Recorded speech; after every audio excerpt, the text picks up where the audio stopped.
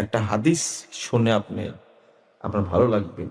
সহিহ বুখারীর মধ্যে ইমাম বুখারী রাহিমাহুল্লাহ নকল করেছেন যে আসহাবুস সুফফা আল ফুকারা, এই দ্বীন এলেমটা বহন করেছে যুগের পর যুগ দরিদ্র যারা, অসহায় যারা, তারাই এলেম বহন করেছে। বলেন আলহামদুলিল্লাহ। তো এই এলেম আপনাকেই বহন করা লাগে। আপনি কখনো মনে করবেন না ইঞ্জিনিয়ারের ছেলে পড়ে না মাদ্রাসায়, আমি কেন দেব? ডাক্তারের ছেলে পড়ে না, সচিবের ছেলে পড়ে না, তাদের অধিকাংশ ছেলেই হয় চোর, না হলে মদখোর, না হলে আরো কিছু হয়, দুর্নীতিবাজ হয়। এর কারণটা কি জানেন? সহিহ বুখারীতে একটা হাদিস এসেছে, ৭১ নম্বর হাদিস। রাসূল সাল্লাল্লাহু আলাইহি ওয়াসাল্লাম বলছেন, মান ইউরিদুল্লাহু বিহি খায়রা ইউফাক্কিহু ফিদ-দ্বীন। আল্লাহ যার কল্যাণ চান তাকে দ্বীনের জ্ঞান দান করে। যার মধ্যে দ্বীনি জ্ঞান নাই ওর মধ্যে কোনো কল্যাণ নাই, কোনো কল্যাণ নাই, এটাই ফাইনাল কথা। দ্বীনি জ্ঞান যার মধ্যে নাই, একজন লোক বাংলাদেশের সেরা ডাক্তার, নাম বললেই চিনবেন,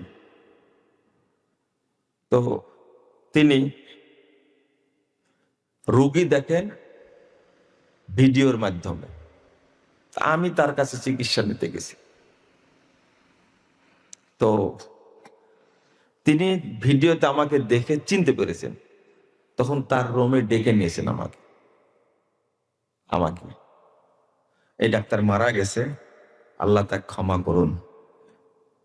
তো দেখলাম খুব সুন্দর পাকা দাড়ি, বৃদ্ধ হয়ে গেছে তো, পাকা দাড়ি। আমার সাথে আগে কথা বললেন, এমনি নর্মাল যে কথাবার্তা হয়। আচ্ছা, আমি তো আপনাকে চিনতাম না, আমার বৌমা, আমার ছেলের বউ আমাকে একটা বই দিয়েছেন, দিয়ে আমার উপকার করেছে।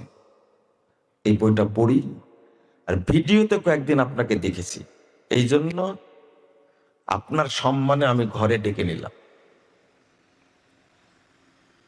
এত বড় একজন ডাক্তার, এত বড় একজন ডাক্তার, আমি জিজ্ঞেস করলাম যে আপনি কি কোরআন তেলাওয়াত করতে জানেন? তখন বলছে না, আমি কোরআন তেলাওয়াত করতে জানি। কি বুঝলেন না? ওদের আফসোস লাগে খুব যে আমি কেন আগে কোরআনটা শিখিনি, আমার বাবা মা আগে কেন দ্বীন শিক্ষা দেয়নি। যখন বয়স এই পর্যায়ে, তখন তিনি এই আক্ষেপটা করছে, কারো সামনে না, আমার সামনে। হাদিসটা কি বললাম? মাইয়ুরিদুল্লাহু বিহি খায়রা ইউফাক্কিহু ফিদ-দ্বীন। আল্লাহ যার কল্যাণ চান তাকে দ্বীনের জ্ঞান দান করেন। যার মধ্যে দ্বীনের জ্ঞান নাই তার মধ্যে কোনো কল্যাণ নাই, জিরো জিরো। কোরআন যদি কেউ তেলাওয়াত করতে না জানে, সে কবরে 3টা প্রশ্নের উত্তর দিতে পারবে না, এটাই ফাইনাল। জানতেই হবে, তেলাওয়াত করতেই হবে। কারণ হাদিস তো আপনারা জানেন, যখন 3টা প্রশ্নের উত্তর দিয়ে দিবেন তখন ফেরেশতারা আরেকটা প্রশ্ন করবে না, ওমা ইউদ্রিকা মার রব্বুকা, তোমার রবকে? আল্লাহ। ওমা দীনুকা, দিন কি? ইসলাম। ওমা নবিয়ুকা মান হাযা রাজুল আল্লাযী বুইসা ফিকুম, নবী কে? মুহাম্মদ সাল্লাল্লাহু আলাইহি ওয়াসাল্লাম।